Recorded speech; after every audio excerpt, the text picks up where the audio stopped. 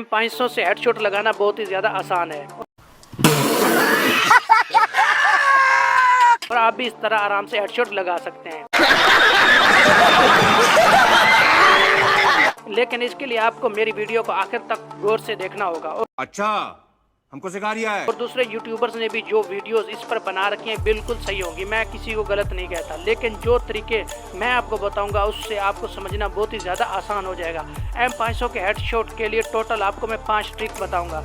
अगर इनमें से एक भी आप मिस कर देते हैं तो फिर ना कहना कि मेरे जैसे हेडशॉट आपके नहीं लग रहे और बहुत ही ज़्यादा आपके मिस हो रहे हैं। अभी मजा आएगा ना भिड़ो। तो आपको मैं लास्ट में एक बोनस ट्रिक भी बताऊंगा जो कि बहुत ही ज़्यादा VIP होने वाली है। अरे टेंशन नहीं लेने का, अपुन है ना। तो चलिए चलते हैं हमारे ट्रिक की तरफ। ट्रिक नंबर 5, M500 में हमें डैमेज भी मिलता है, रेट ऑफ फायर भी मिलता है और साथ ही साथ हमें रिलोड स्पीड भी मिलती है। जो चीज़ रह जाती है वो है एक्यूरेसी, इसलिए आपको एक्यूरेसी वाले करैक्टर का इस्तेमाल ज़रूर करना है। कम से कम एक करैक्टर का होना तो बहुत ही ज़्यादा ज़रूरी है। जो आपको लेना चाहिए वो है DB करैक्टर, क्योंकि इससे आपको एक्यूरेसी के साथ साथ मूवमेंट स्पीड भी मिलती है, इसलिए आपको हमेशा DB करैक्टर का इस्तेमाल करना है।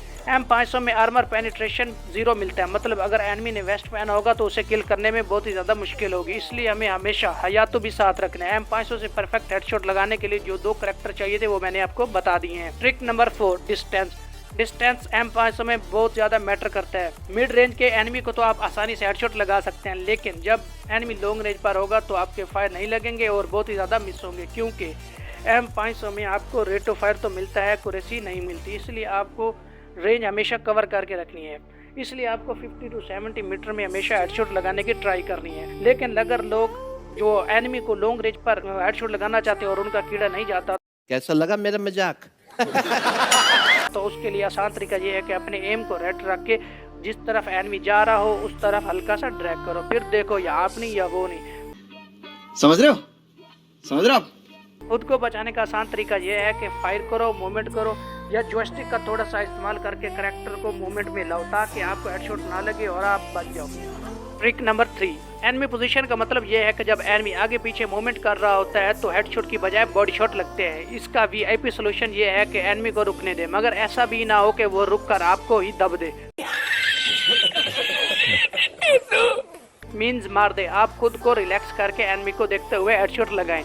ट्रिक नंबर 2, जो बिगनर्स हैं जो कभी कभार हेडशॉट लगाते हैं M500 से, उनके लिए ये है कि एक मर्तबा फायर करो और फिर M500 को रिलोड करो, यानी अपनी गन को ही रिलोड करो। इससे आपको एक्यूरेसी भी मिलेगी और साथ ही साथ हेडशॉट भी आसानी से लगने लग जाएंगे और बड़े बड़े प्लेयर इस ट्रिक को इस्तेमाल करते हैं। ट्रिक नंबर 1, अब मैं आपको बताऊंगा परफेक्ट एम टेक्निक। M500 में एक्यूरेसी कम होती है, इसलिए आप वाइट एम में कभी भी ड्रैग ना करना, क्योंकि इसमें आपको चांसेस होते हैं कि 90% आपका जो एम होता है वो हवा में चला जाएगा और आपको अगले जहान भेज दिया जाएगा।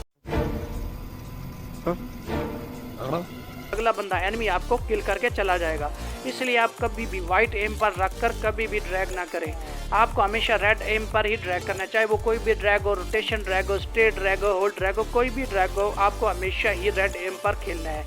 हमारे मतलब आपको मत सिखा चल। जो मैं आपको लास्ट ट्रिक बोनस ट्रिक बताने वाला हूँ वो ये है कि आपको हमेशा लॉन्ग रेंज में रह जब आप हेडशॉट लगाएंगे तो आप हमेशा अपने एम को एनिमी की बॉडी के नीचे यानी पाँव के नीचे रख के थोड़ा सा हल्का सा ड्रैग करें, फिर देखें अगले बंदे को कैसे हेडशॉट लगते हैं, क्योंकि हमेशा M500 में जो लॉन्ग रेंज होती है उसी में ही सबसे ज़्यादा मसला होता है हमें हेडशॉट लगाने का, क्योंकि मिड रेंज और क्लोज रेंज तो हम कवर कर लेते हैं। एक्यूरेसी कम होने की वजह से लॉन्ग रेंज हमसे कवर नहीं होती। उसका आसान जो बोनस ट्रिक वो यही थी कि अपने एम को हमेशा जो अगला एनिमी है उसके पाँव के नीचे रख के ड्रैग करें। तो चलिए मिलते हैं अगली वीडियो में।